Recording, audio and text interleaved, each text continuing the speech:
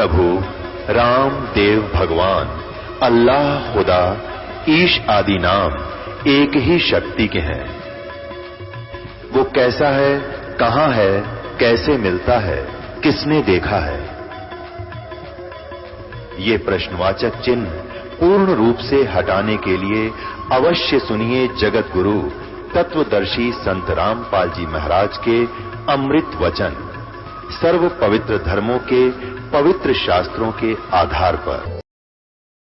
ज्ञान और अज्ञान यानी झूठी साची, ब्रह्मा का झूठी साची बताऊंगा, जो क्योंकि झूठी तो वो है जो इसके जन्म से पहले की नटकड़लाई है, और सच्ची इसमें वो है जो इसके जन्म के बाद जब ये होश में आया कमल के फूल पे, उसके बाद का जो लिखा है वो ठीक लिखी है। देखो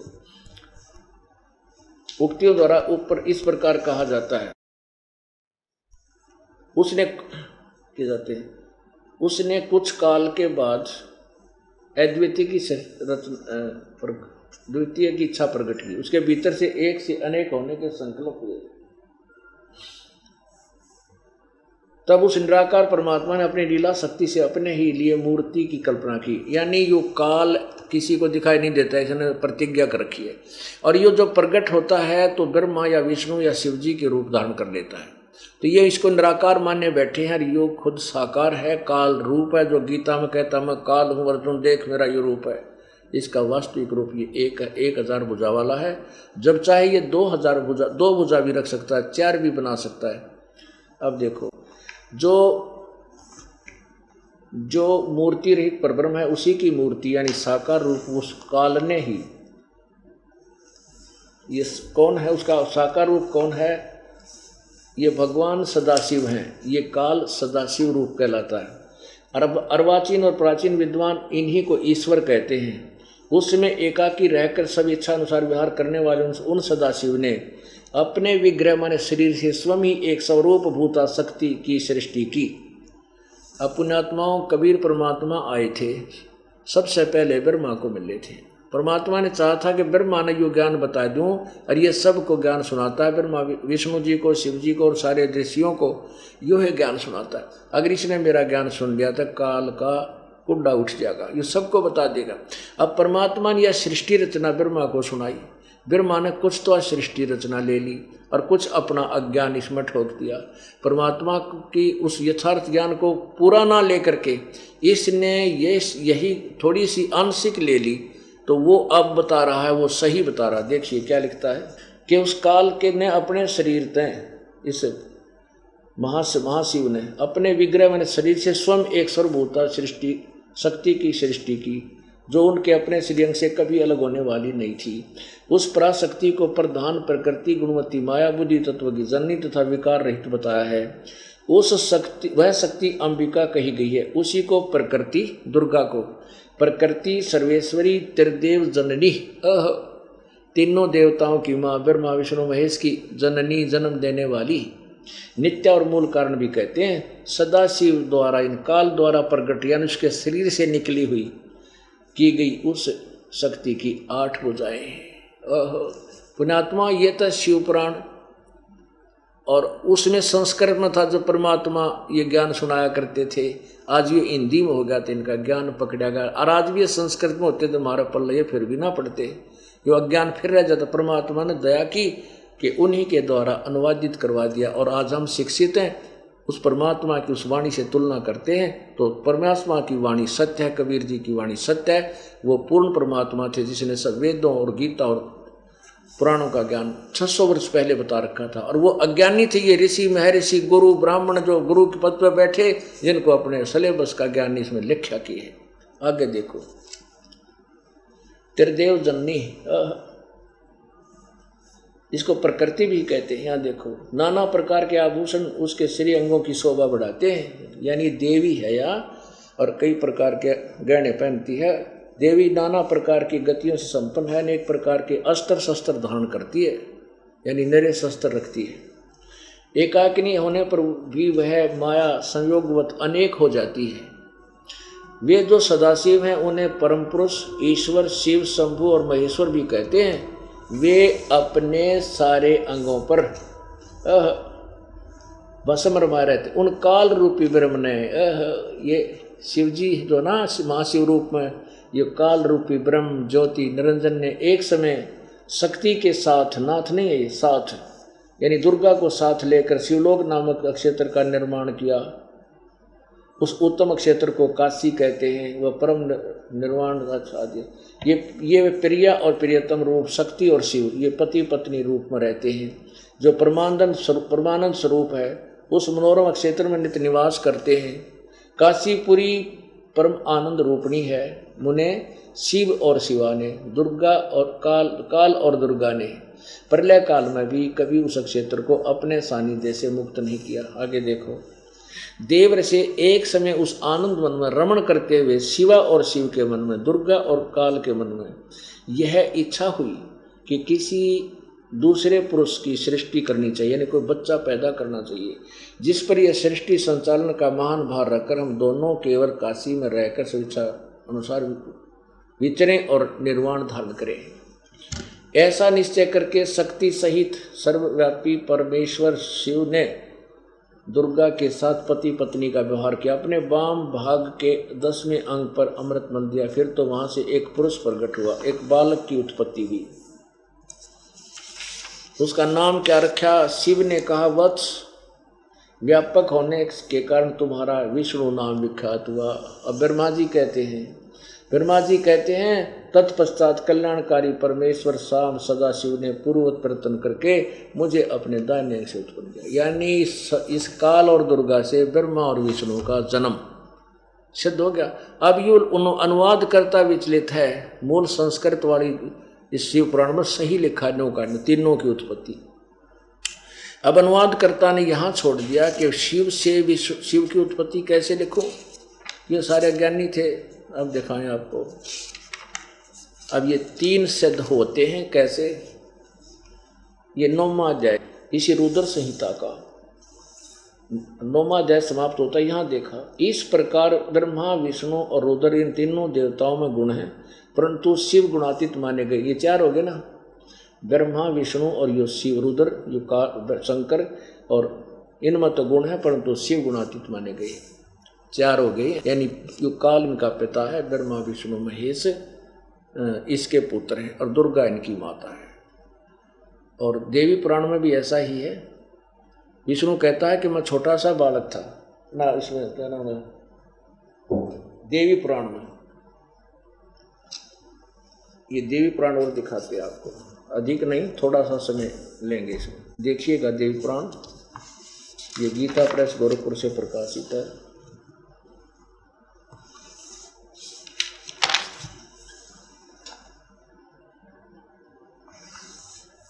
अब इसके थोड़ा सा प्रकरण आपको दिखाते हैं 123 पृष्ठ पे।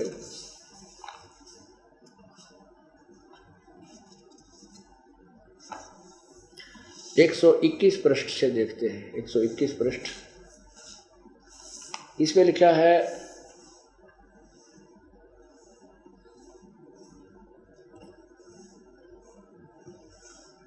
महाभाग ब्रह्मा जी कहते हैं, इस प्रकार भगवती के चरण कमल के नख में मुझे अद्भुत दृश्य दिखाई पड़ा। यह देखकर आश्चर्य हो गया। तब मैं ब्रह्मा रुद्र तीनों ने मान लिया कि यह देवी अखिल जगत की जननी है। नहीं, 119 पर देखो, 19 पे यहाँ से। अब कहते हैं तीनों, ब्रह्मा बता रहा है कि उन्हें देखकर हम सभी महान दुर्गा को देखकर आश्चर्य में पड़ गए। कुछ समय तक, ये 119 पे है, कुछ समय तक वहीं ठहरे रहे, आपस में कहने लगे ये सुंदरी कौन है, इसका क्या नाम है, हम इसके विषय में बिल्कुल अनभिज्ञ हैं। ऐसे ऐसे नारदियों संदेहग्रस्त होकर हम लोग वहाँ रुके रहे। तो भगवान विष्णु ने उन चारों साहनी भगवती को देखकर विवेकपूर्वक निश्चय कर लिया कि यह भगवती जगदम्बिका है। तब उन्होंने कहा कि ये भगवती हम सभी की आदि कारण है, महाविद्या महामाया इनके नाम है, ये पूर्ण प्रकृति है। और देखो 120 पृष्ठ पे क्या कहता है भगवान विष्णु, ये वे ही दिव्यांगना हैं जिनके परलावरण में मुझे दर्शन हुए थे, जब पानी पानी था, पूरी सृष्टि नाश हो रही थी, मुझे दर्शन। उसमें मैं बालक रूप में था, मुझे पालने पर ये झुला रही थी।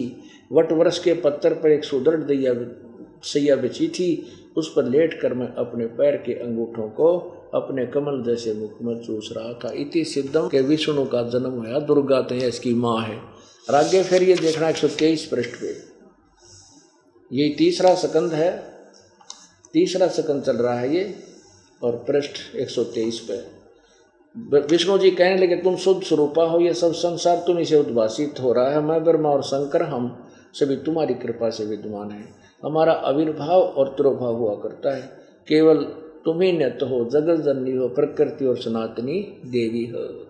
कि तुम हम तो आविर्भाव मान जन्म, तिरोभाव मान मृत्यु होता है हमारा, तो ब्रह्मा शंकर और विष्णु का। तुम प्रकृति, प्रकृति इसी का नाम है, दुर्गा को कहते हैं। शंकर भगवान बोले, देवी यदि महाभाग विष्णु तुम्ही से प्रकट हुए हैं, तो उनके बाद उत्पन्न होने वाले ब्रह्मा क्या तुम्हारे बालक नहीं हुए?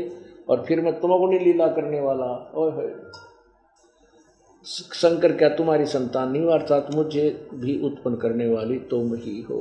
सत साहिब। आज का जो शुभ दिन है ये बहुत ही महत्वपूर्ण है। ये ज्येष्ठ शुद्धि पूर्णिमा, जेठ उतरते की पूर्णमासी।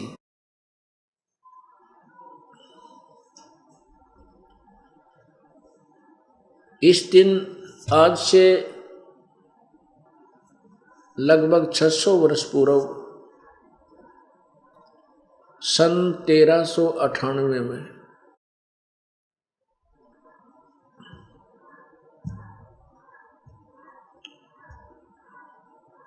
विक्रमी संवत 1455 को पूर्ण परमात्मा बनारस अर्थात काशी शहर में एक लहर तारा तालाब के अंदर कमल के फूल के ऊपर नवजात शिशु रूप धारण करके प्रकट हुए, विराजमान हुए।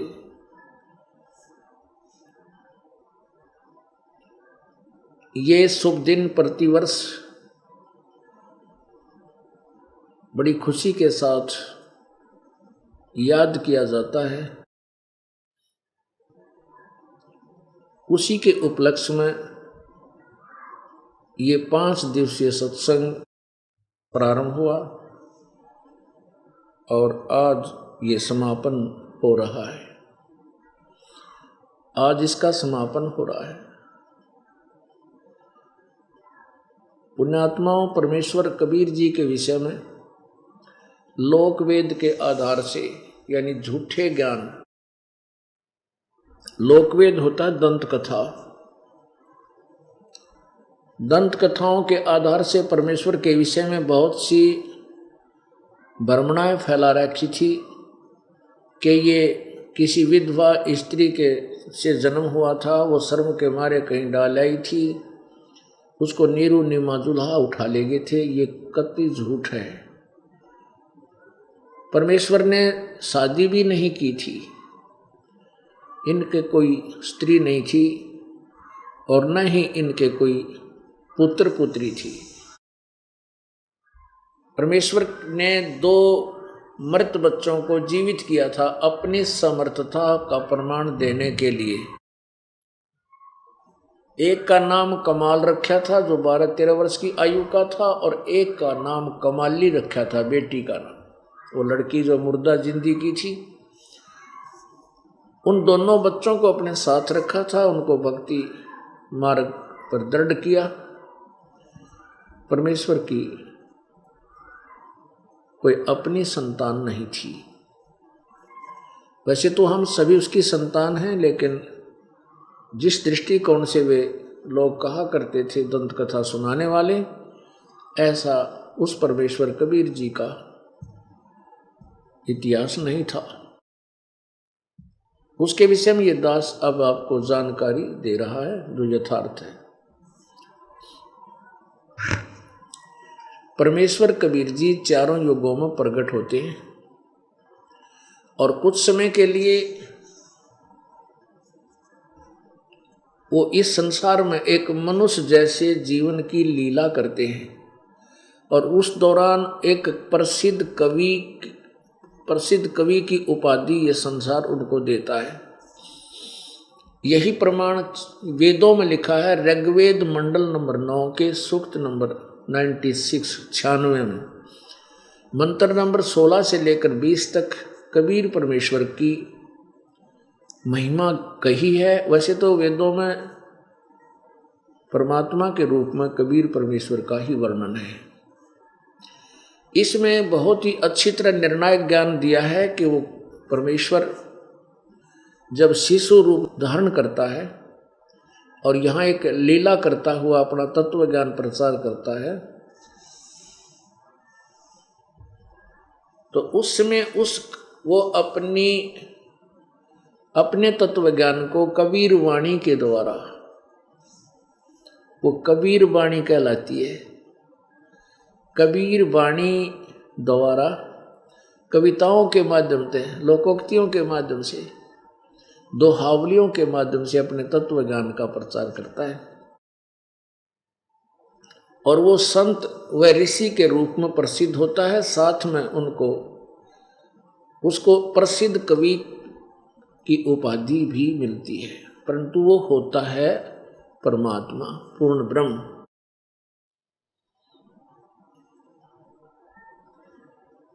परमेश्वर चारों युगों में यही लीला करते हैं और काल के द्वारा फैलाए गए अज्ञान का नाश करने के लिए वे स्वयं ही अवतरित होते हैं।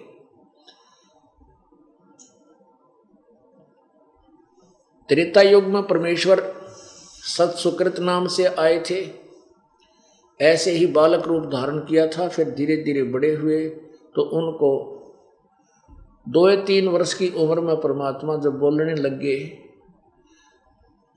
तुरंत ही बड़े बड़े विद्वानों के छक्के छुड़ा दिए। मनु जैसे, वशिष्ठ जैसे इनका, और ब्रह्मा विष्णु महेश को भी इन्होंने ज्ञान में जो है ना पराजित कर दिया।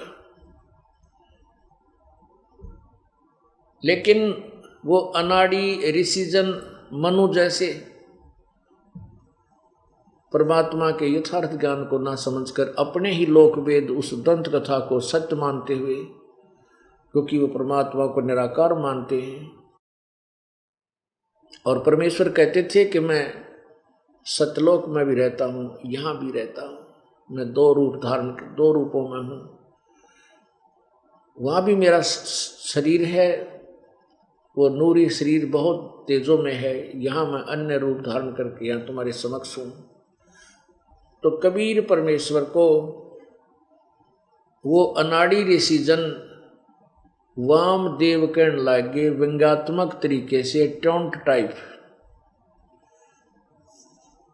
वाम का अर्थ होता है उल्टा, वामा, जैसे ये राइट हैंड को तो दाया कहते हाथ, और लेफ्ट हैंड को बामा, लेफ्ट हैंड को बामा यानी बायां, और दाएं हाथ को सुल्टा हाथ भी कहते हैं, और बाएं हाथ को उल्टा हाथ भी कहते हैं, बामा उल्टा। यानी कबीर परमेश्वर अपना यथार्थ ज्ञान, सत्य ज्ञान बताते थे जो वेदों के अंदर लिखा हुआ है, लिपिबद्ध है। और ऋषि महर्षियों को वेदों का ज्ञान कतई नहीं था, मनु जैसे को भी ज्ञान नहीं था। वो कबीर जी को वामदेव नाम धर लिया व्यंग्यात्मक तरीके से। वामदेव माने उल्टा ज्ञान प्रचार करने वाला देवता। नुकारो देवता टेक जा, तू मत घना बोल रहे। तो व्यंग्यात्मक तरीके से उसको वामदेव, वामदेव का अर्थ होता 2 जगह, 2 जगह रहने वाला, ऊपर भी यहाँ भी बकवास करता है, झूठ बोलता है। और उल्टा ज्ञान यानी सत्य ज्ञान को वो उल्टा कहा करते थे कि कबीर तो सारा झूठा ज्ञान देता है और हमने जो बताया वो सत्य है, ऐसा वो मनु जी कहा करते थे और अन्य ऋषि जन। तो इसलिए परमेश्वर का सत्सुकृत नाम कम और वामदेव ज्यादा प्रसिद्ध हो गया। जैसे किसी बालक का नाम तो कुछ और होता है और उसको कहने लग जा बूढ़ा, तो गांव में एक विशेष रिवाज होती है, नगरी में आसपास में, उसने बुंडाए कह आकर फिर उस ओरिजिनल नाम से तो परिचित भी रहता, वो भी फिर बुंडा कंते बोला। तो ऐसे ही परमात्मा को वामदेव कहने लगे और भगवान उनके प्रश्नों का उत्तर देते रहे अंतिम यहाँ से अपना प्रस्थान तक। इसी प्रकार परमेश्वर त्रेता युग में मुनिंद्र ऋषि के रूप में प्रकट हुए थे। यही लीला उन्होंने उस समय की थी। बालक रूप धारण किया, धीरे धीरे बड़े हुए, पूरा जीवन एक मनुष्य का लीला करते हुए सहशरीर चले गए। ऐसे परमात्मा द्वापर युग में आए थे। उस समय उनका नाम करुणामय था और वही लीला परमात्मा ने उस समय की थी कि बालक रूप धारण किया और ऐसे ही एक निसंतान दंपति को प्राप्त हुए और फिर वो सहशरीर अपनी पूरी लीला करके अपना ज्ञान प्रचार किया करते रहे, एक मनुष्य जीवन की लीला की भूमिका की। उस दौरान उनका शिष्य एक सुदर्शन नाम का वाल्मीकि उनका शिष्य हुआ था। उसके माता वाल्मीकि तो पार हो गया, लेकिन वाल्मीकि के माता पिता ने कबीर परमेश्वर की दीक्षा नहीं ली। सुदर्शन जी ने भी बहुत समझाया पर वो नहीं माने। सुदर्शन जी ने परमात्मा से बार बार प्रार्थना की थी कि प्रभु मेरे माता पिता शरीर छोड़कर चले गए हैं और बहुत ही अच्छी आत्मा के थे। हे प्रभु, आपके ज्ञान से आपके दास की अब आंखें खुल गई हैं, मेरे माता पिता की बहुत दुर्गति होगी, कृपा आप उनको शरण में लेना किसी जन्म में जब वो मनुष्य शरीर में हो। प्रभु ने देख लिया था कबीर परमेश्वर जी ने कि सुदर्शन अपने माता पिता के मोह में काल के जाल में रह जाओगा यदि मैंने इसको विश्वास नहीं दिलाया। तो परमेश्वर कबीर जी ने कहा था कि सुदर्शन मैं प्रतिज्ञा करता हूं तेरे माता पिता को अवश्य पार करूंगा, जन्म कितने ही लग जाएं पर उनको मैं पार कर दूंगा। वो जो सुदर्शन सुपच अर्थात सुदर्शन जी के जो माता पिता थे वही आत्माएं बनारस काशी में नीरू और नीमा यानी गौरी शंकर और सरस्वती नाम से ब्राह्मण ब्राह्मणी थे। मुसलमानों ने क्योंकि वो नीरू और नीमा न वो गौरी शंकर ब्राह्मण, सरस्वती उसकी पत्नी। गौरी शंकर जी भगवान शिव जी के बहुत ही अच्छे उपासक थे। शिवपुराण की कथा निस्वार्थ सुनाया करते थे। जो भी श्रद्धालु दान धर्म कोई उनको पूजा दे जाता था वो किसी के लालच में कथा नहीं करते थे, ना कोई श्राद्ध खाने जाते थे किसी के। सब इच्छा से कोई दान कर जाता था तो उसको अपने भोजन योग्य जितना उसको चाहिए रख लेता था और शेष का भंडारे में लगा देता था, संग्रह नहीं करता था। इस कारण से वो काशी के अंदर एक श्रद्धा का बहुत ही विशेष चर्चा का पात्र बना हुआ था। श्रद्धालु बहुत ज़्यादा उसके पास जाने लगे।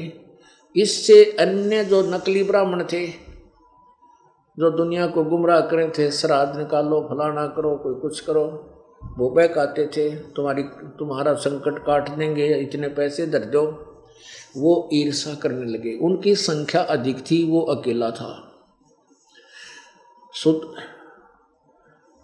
जो है गौरी शंकर अकेला था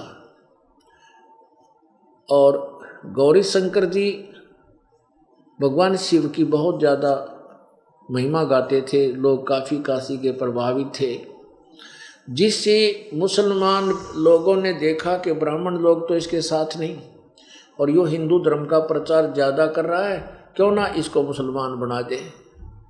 तो उन्होंने मुसलमानों ने अपने आप पानी छिड़क दिया उनके घर में, उसके कपड़े पे उनके मुंह में गिर दिया ज़बरदस्ती।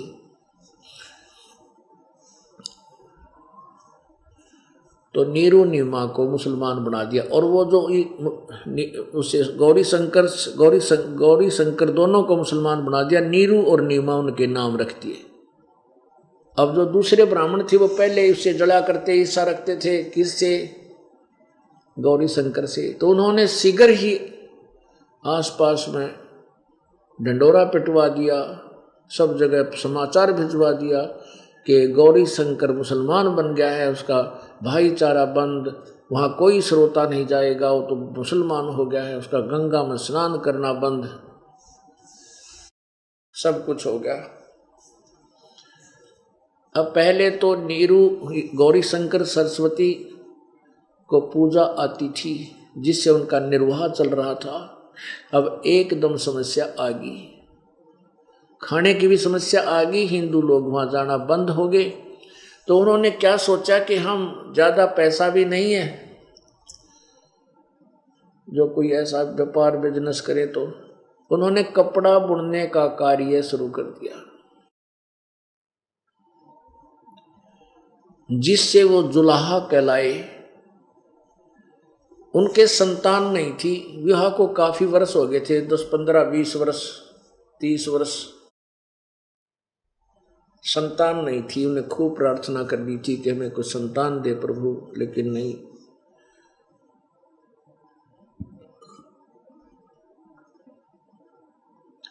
सन 1398 विक्रमी संवत 1455 ज्येष्ठ सुदी पूर्णमासी को वे दोनों स्नान करने के लिए सुबह सुबह लहर तारा तालाब में प्रतिदिन की तरह गए, चल पड़े।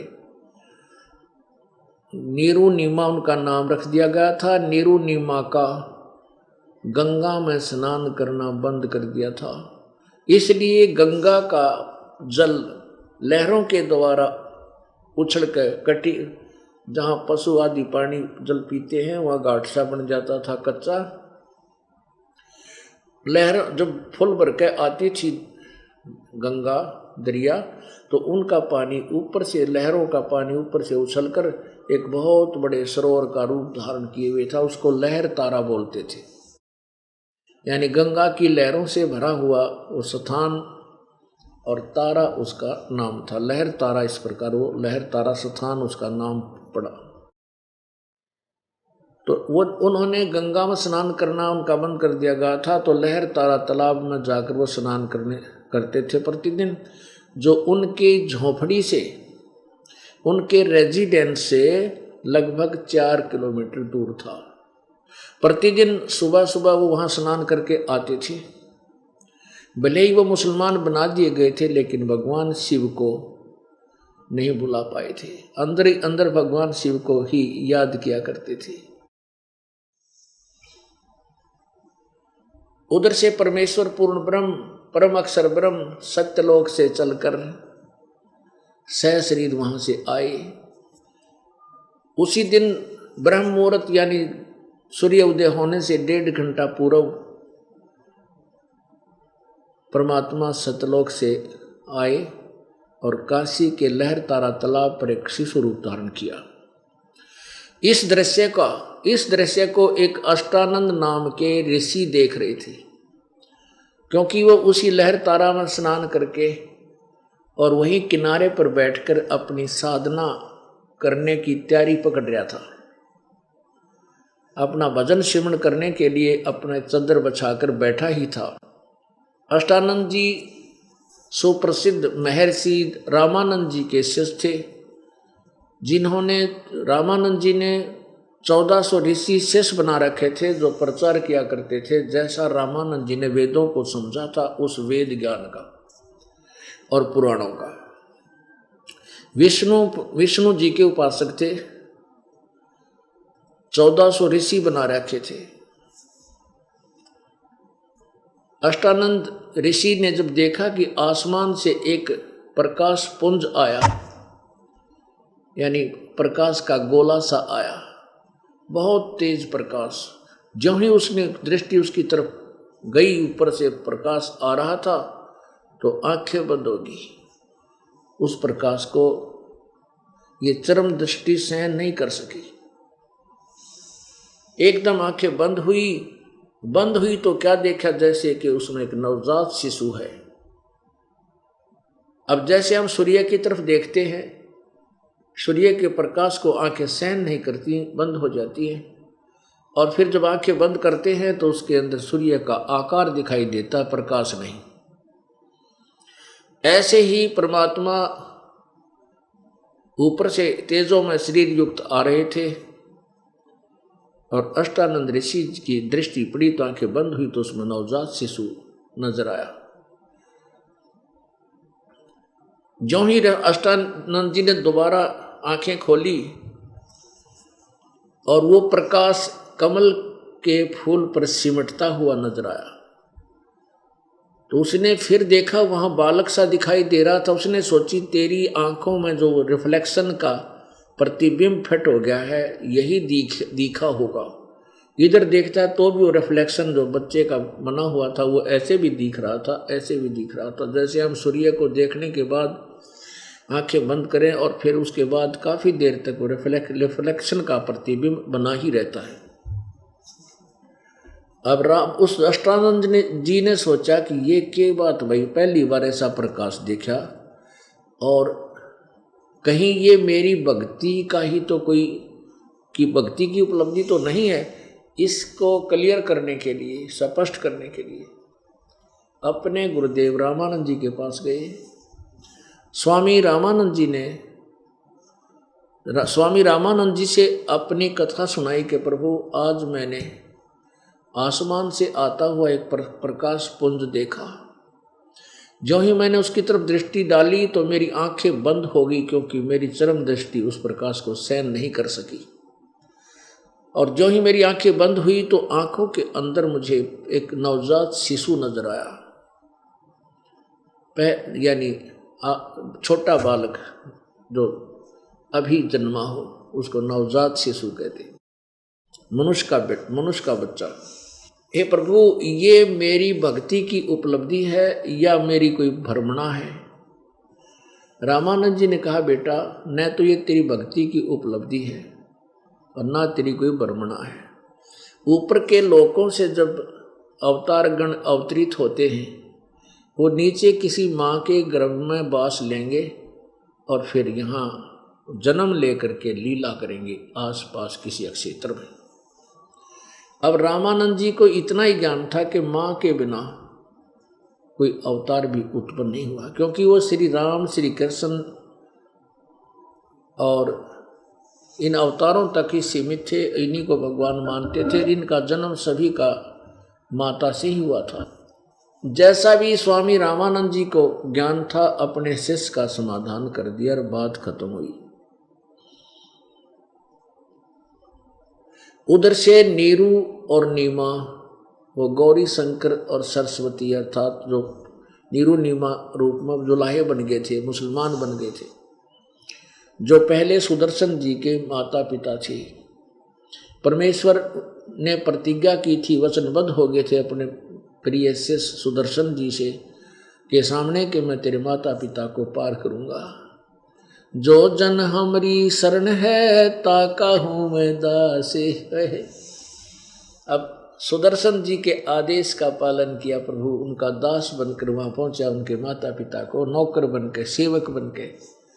अब ये काम था सेवक का करे। अगर कोई काम करवाना हो, करना हो तो परमात्मा से प्रार्थना हम करते हैं, वो सेवक बनकर हमारे काम करता है।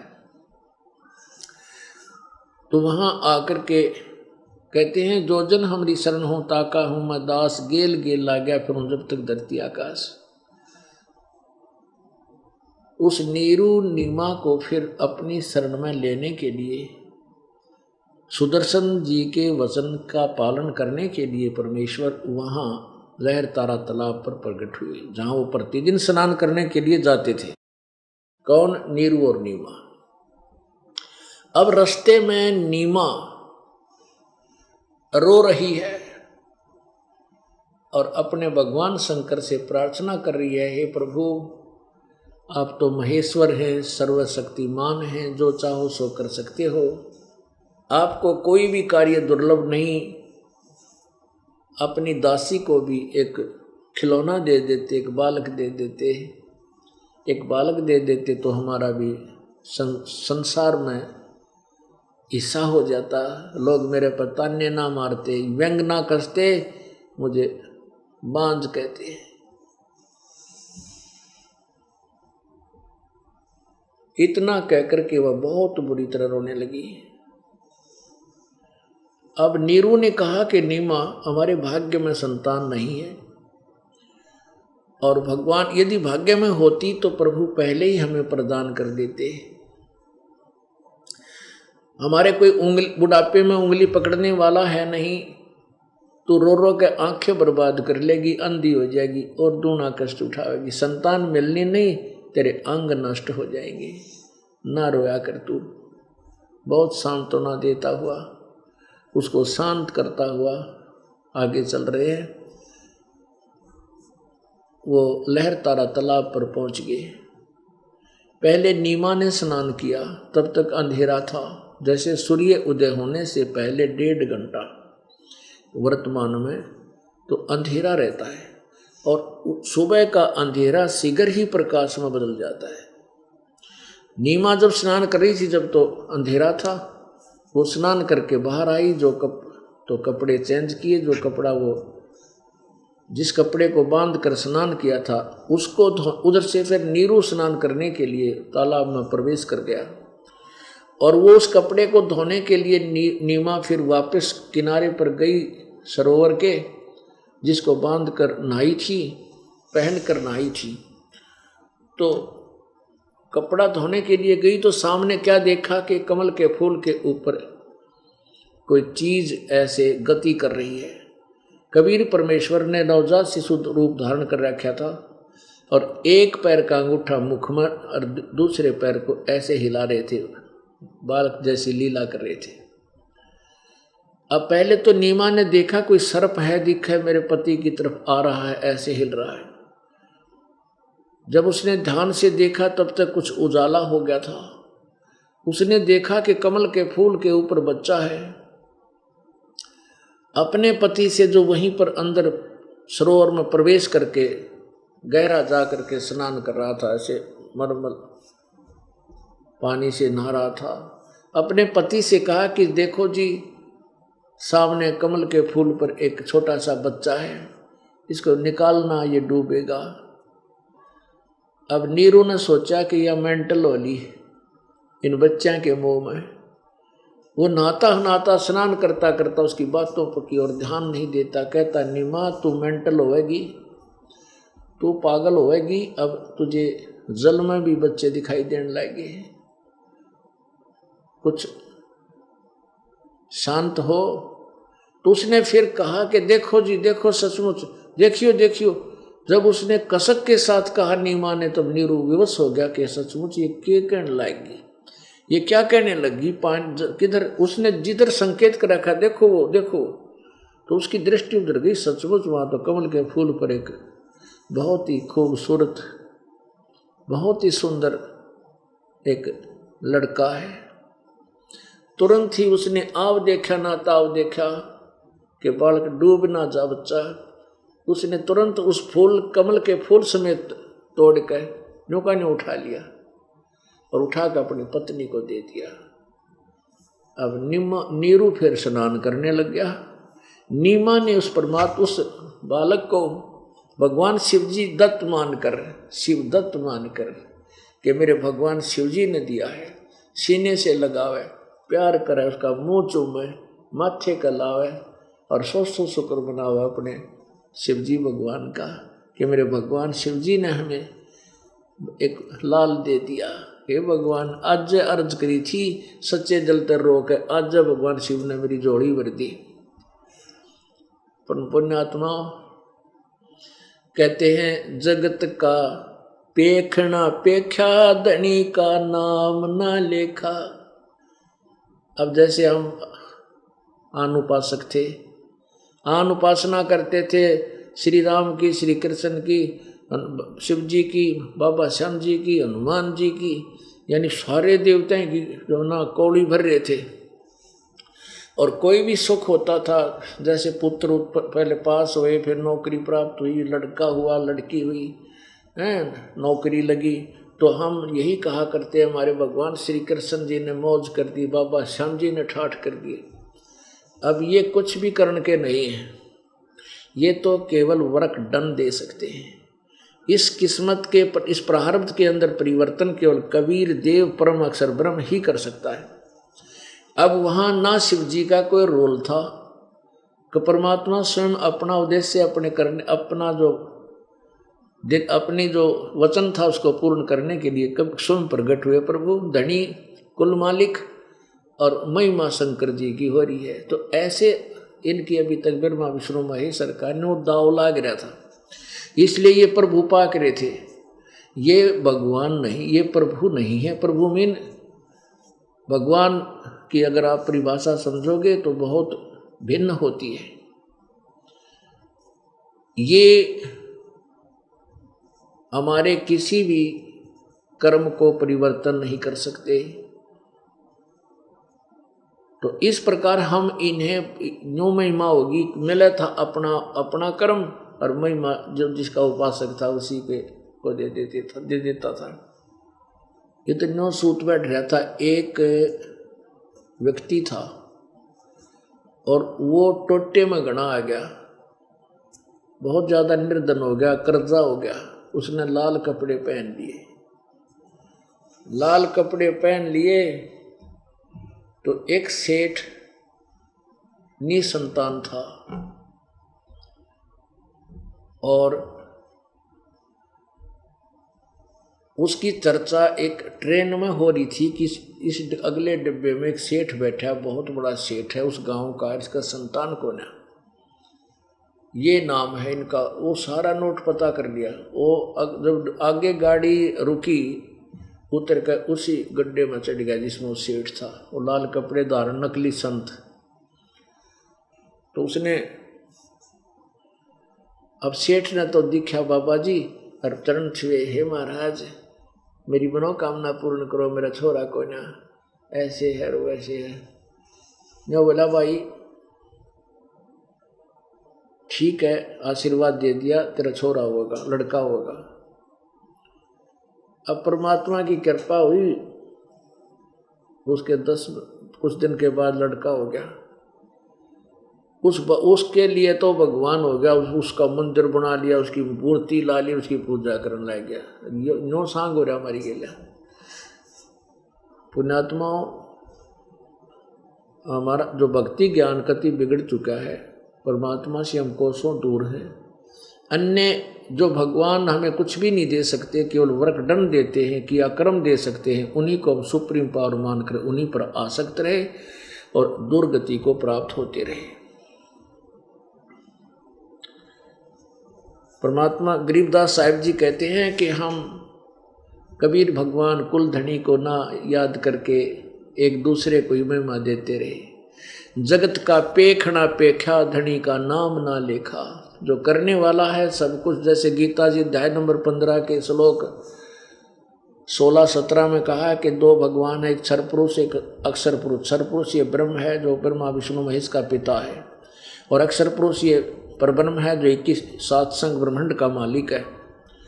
ये दोनों नाशवान हैं, इनके प्राणी, इनके लोकों में प्राणी भी नाशवान हैं। 17वें श्लोक में कहा है 15वें अध्याय के में कि उत्तम पुरुष तु अन्य परमात्मा इति उदाहरते, यानी पुरुषोत्तम सही भगवान, सही श्रेष्ठ भगवान, उत्तम परमात्मा। तो कोई इन ऊपर वर्णित दोनों क्षर पुरुष अक्षर पुरुष, क्षर ब्रह्म और अक्षर ब्रह्म से और है जो परम अक्षर ब्रह्म है, जिसके विषय में गीता जी अध्याय नंबर 8 के श्लोक नंबर 3 में कहा है। गीता जी अध्याय नंबर 8 के मंत्र 1 में अर्जुन ने पूछा कि प्रभु आपने जो अध्याय नंबर 7 के श्लोक 29 में कहा कि तत्ब्रह्म को और पूरे अध्यात्म ज्ञान को और पूरे कर्मों को जो जान लेता है तत्वदर्शी संत की शरण में जाकर, वो केवल जन्म मरण के लिए ही छूटने का प्रयत्न करता है, संसार की किसी वस्तु की चाह नहीं रखता। तो 8वें अध्याय के प्रथम मंत्र में अर्जुन ने पूछा फिर किम तत्ब्रह्म, वो तत्ब्रह्म क्या है? इसका 8वें अध्याय के 3रे मंत्र में उत्तर दिया है कि वो परम अक्षर ब्रह्म है। तो वो परम अक्षर ब्रह्म जो है, ये गीता जी अध्याय नंबर 15 के श्लोक 16 और 17 में तीनों का वर्णन किया। ब्रह्म, क्षर ब्रह्म यानी क्षर पुरुष, अक्षर ब्रह्म अक्षर पुरुष, और परम अक्षर ब्रह्म और परम अक्षर पुरुष, ये तीसरा परमात्मा वो है वो तीनों लोकों में प्रवेश करके सबका धारण पोषण करता है, वह वास्तव में अविनाशी है और वही परमात्मा कहलाता है। अब आपको थोड़ी सी काल की परिभाषा बताते हैं, परमात्मा की परिभाषा बताते हैं। परमात्मा उसे कहते हैं जो केवल सुख दे, भगवान जिसे कहते हैं केवल सुख दे, दुख ना दे, कभी कष्ट नहीं देता भगवान। भगवान के डिक्शनरी में, परमात्मा के इतिहास में, शब्दकोश में दुख शब्द नहीं और इम्पॉसिबल वर्ड नहीं, उसको भगवान कहते हैं जो दुख दे ही नहीं। तो ऐसे हम जैसे ये काल भी भगवान कहलाता है, दंत कथा लोक वेद के आधार से कहते हैं, मुल्ला माया मग में बैठी हंसा चुन चुन खाई, ये ज्योत स्वरूपी कहे निरंजन में ही करता भाई। ज्योत ये काल कहता है मैं भगवान हूँ, मैं ही करता हूँ। परमात्मा कहते हैं ये भगवान नहीं है, ये दंत कथा के आधार पर वैसे सूखी महिमा बना रहे हैं। अब यहाँ देखो इस पृथ्वी के ऊपर ये काल है ज्योति निरंजन, यानी क्षर पुरुष ब्रह्म जिसे कहते हैं, ये काल है और 21 ब्रह्मांड का मालिक है। उन 21 ब्रह्मांडों में से एक ब्रह्मांड में हम यहाँ फंसे हुए इसके जाल में, और इसके तीनों पुत्र रजगुण ब्रह्मा, सतगुण विष्णु, तमगुण शिव जी हमें यहाँ पर उलझाए बैठे हैं, और हम इन्हीं के को भगवान मानकर इन्हीं पर आश्रित होकर काल के ही जाल में इसी का आहार बने हुए। अब जैसे परमात्मा की परिभाषा बताते हैं कि परमात्मा वास्तव में भगवान यानी परमात्मा यही कहलाता है। जैसे कसाई बकरे पालता है, उन बकरों के लिए वो पूरी व्यवस्था करता है, जिसकी प्रतिदिन की 10 या 15, 5-10 बकरों की सेल है, तो वो कम से कम सैकड़ों की संख्या में 500-400 बकरे पालता है, और उनके लिए अलग से एक स्थान बनाता है, चारों तरफ उसका डिफेंस करता है, बाड़ बनाता है, और बहुत बड़ा चरागाह उनके लिए तैयार करता है, एक सरोवर तालाब बनाता है, उनके लिए ऊपर जो है छाया करता है, कोई शेड डाल कर या झोंपड़ी डालकर। तो जब वो बकरों के पास कसाई आता है, बकरे उसको अपना भगवान मानते हैं कि देखो इसने हमारी कितनी सुविधा, हमें कितनी सुविधा दिए हुए है, तालाब पानी का कितना अच्छा बना रखा है, कितने अच्छे चरागाह हैं, और कैसे हमारे लिए छाया बना रखी है, रोज आकर के हमें प्यार देता है, ऐसे ऐसे करता है। तो वो बकरे क्या करते हैं, उसको अपना दयालु मालिक मान कर कसाई को प्यार देते हैं, ऐसे ऊपर न पैर उठा कर उसको प्यार देते, सीने से लगाना चाहते हैं, उसके ऊपर ऐसे पंजाली डाल देते हैं, और जब वो देखता है, उनको हाथ से छूता है, वो तो ऐसे चाटते हैं उसको प्यार से, वो बकरियां अपना प्यारा मालिक मान के कि हमारी कितनी देख रेख करता है। और वो देख रहा होता है, ये कै किलो का हो गया, कितने का बिकेगा, और वो बकरे न सोचे ये तुम्हें प्यार दे रहा है, उसको प्यार से चाटते हैं, ऐसे सिर मारते हैं उसको प्यार देने के लिए। अपने आत्माओं उन सुविधाओं को देखें तो बकरे न सोचे ये भगवान है, और फिर शाम के समय वो जब आ जा 10-20 बकरियों का ऑर्डर, तो भाई वो ना देखता किसका बेटा मरे कटेगा, किसकी बेटी कटेगी, कोई बाप मरेगा, कोई माँ मरेगी, डंडा लेकर 5-10 मोटे मोटे छांट कर चालते कर लेता है और कड़च करवा देता है, बेच देता है। ऐसे ही ये काल भगवान है, ये ब्रह्म है ज्योति निरंजन, जो ब्रह्मा विष्णु महेश का पिता है। अब देखो इसने 21 ब्रह्मांड तप करके लिए, कल आपको सृष्टि रचना में सुना था, और ये उसके स्थान राम लट गया इसमें बेमतलब।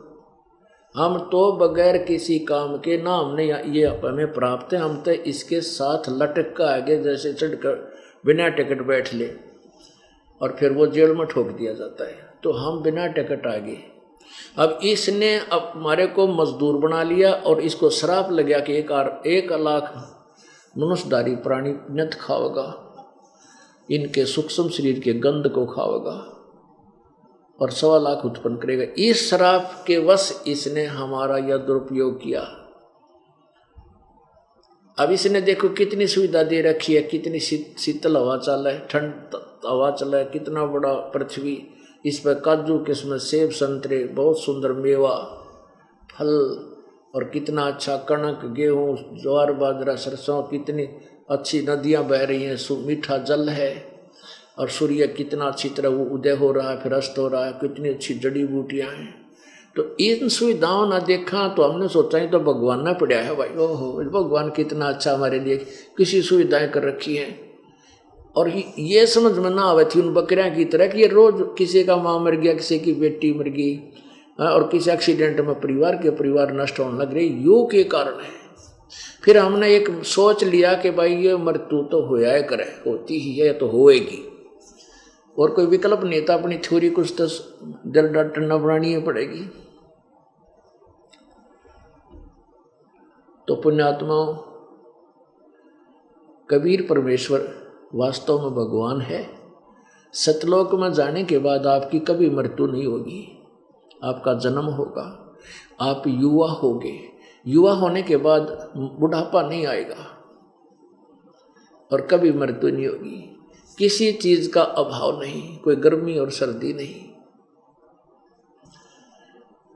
और ना कोई टेंशन, ना रोग। शरीर ऐसा होगा जिसमें रोग होता ही नहीं, वो स्थान ऐसा है जहाँ पर रोग होता ही नहीं, और बहुत ही अच्छा वहाँ पर फल फ्रूट, सदाबहार बाग हैं, झरने कल कल करके बह रहे हैं, बहुत सुंदर अमृत जल की दरियाएं बह रही हैं, दूधों की दरियाएं, नदियां बह रही हैं जो कभी सूखती नहीं, समाप्त नहीं होता। हम उस लोक के वासी थे, हम वहाँ के रहने वाले थे।